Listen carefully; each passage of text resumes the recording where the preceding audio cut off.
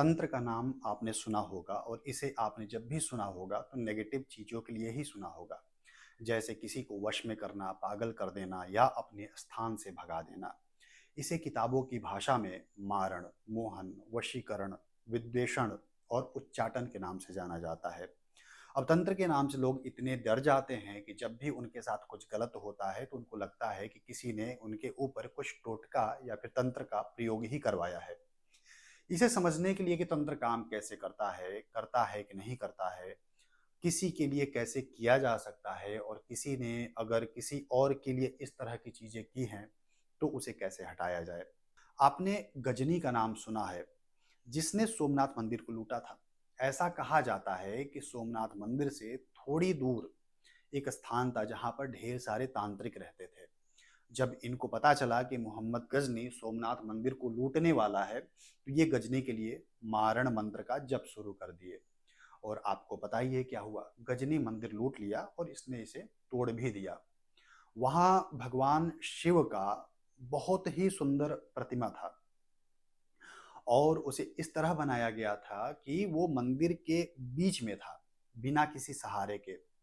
अगर ये तांत्रिक लोग मंत्र जपने के स्थान पर गजनी से लड़ने आते तो शायद मंदिर आज भी होता। दूसरा उदाहरण आपको देता हूँ। भारत में इतने बड़े बड़े तांत्रिक हैं, क्या इनके पास किसी बड़े पॉलिटिशियन के वशीकरण या फिर उच्चाटन के लिए कोई पैसे नहीं मिले होंगे? लेकिन क्या ये कभी भी किसी भी पॉलिटिशियन के लिए वशीकरण, विद्वेषण, उच्चाटन कर पा रहे हैं? नहीं ना। अब आपके मन में प्रश्न आ सकता है कि फिर क्या तंत्र फर्जी है, बेकार है? तो नहीं, ऐसा नहीं है। तंत्र सही है, तंत्र होता है, लेकिन उसकी एक सीमा है, उसके कुछ नियम है। ऐसा नहीं है कि संसार में किसी के लिए भी कुछ भी किया जा सकता है। तंत्र का प्रयोग जब भी किया जाता है तो जिसके लिए भी किया जाता है, जिसके लिए भी होना है, उसका संपर्क में होना आवश्यक होता है। दूसरा कि तंत्र का प्रयोग किसी के भले के लिए होना चाहिए, ना कि किसी का बुरा करने के लिए। देखिए, तंत्र को लोग गलत अर्थ में लेते हैं। जब व्यक्ति बहुत ज़्यादा नकारात्मक हो जाता है तो उसकी परिस्थितियाँ काफ़ी खराब हो जाती हैं, उसके काम नहीं बनते हैं, उसको मानसिक रोग होने लगता है। कभी-कभी व्यक्ति को लगता है कि उसके साथ कोई है जबकि कोई नहीं होता है। व्यक्ति बुरे-बुरे स्वप्न देखता है, व्यक्ति के ऊपर झूठे आरोप लगते हैं। बहुत सारे लोग नशा का सेवन भी करने लग जाते हैं। ये सब नकारात्मकता का लक्षण है।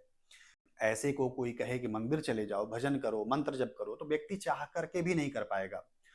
कई लोग बहुत कोशिश करने के बाद भी अगर करते हैं तो उनका नुकसान ही होता है। ऐसे में पहले तंत्र का प्रयोग किया जाता है और कई बार व्यक्ति निर्दोष होते हुए भी किसी आरोप में जेल चला जाता है तो उसके लिए भी तंत्र का प्रयोग होता है। कोई योग्य होते हुए भी आजीविका नहीं प्राप्त कर पा रहा है तो उसके लिए तंत्र का प्रयोग होता है। ध्यान रखिए कि तंत्र का प्रयोग हमेशा किसी का अच्छा करने के लिए ही किया जाए तो ही लाभ होता है।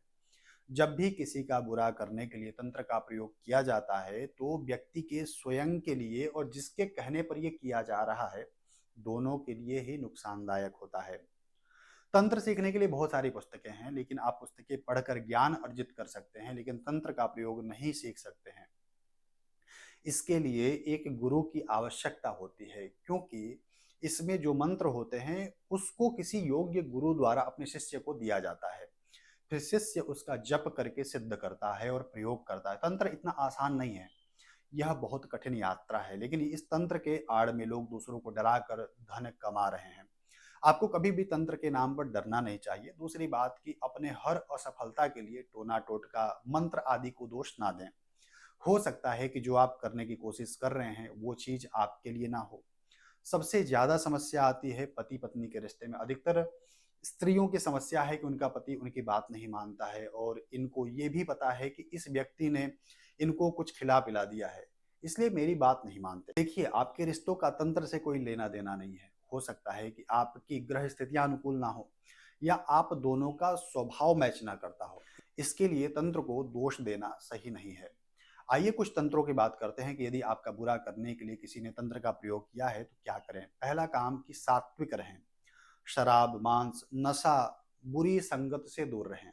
अपने इष्ट देव के मंत्र का अधिक से अधिक जप करें। अगर नहीं कर पा रहे हैं तो पास में भैरव मंदिर हो, वहां थोड़ी देर प्रतिदिन बैठें। ये भी नहीं कर पा रहे हैं तो किसी योग्य व्यक्ति से विपरीत प्रत्यंगिरा या फिर महाविद्या का अनुष्ठान करवाइए। अगर आप चाहते हैं कि आपके ऊपर कोई नकारात्मक चीज़ों का प्रयोग ना करवाए तो पहली चीज़ कि आप सात्विक रहने की कोशिश करें। प्रतिदिन सूर्य को अर्घ्य दें, अपने इष्ट के मंत्रों का जप करें, 2-3 दिन में एक बार किसी मंदिर में 10-20 मिनट जाकर के बैठें, प्रतिदिन ध्यान प्राणायाम करें। ऐसा करने से आपके ऊपर किसी भी प्रकार की नेगेटिव एनर्जी यानी कि नकारात्मक ऊर्जा नहीं आएगा। और कोई प्रश्न हो तो कमेंट में आप पूछिए। आज के लिए इतना ही। चैनल पर नए हैं तो इसे सब्सक्राइब कर लीजिए। वीडियो पसंद आया हो तो इसे लाइक कर लीजिए। धन्यवाद।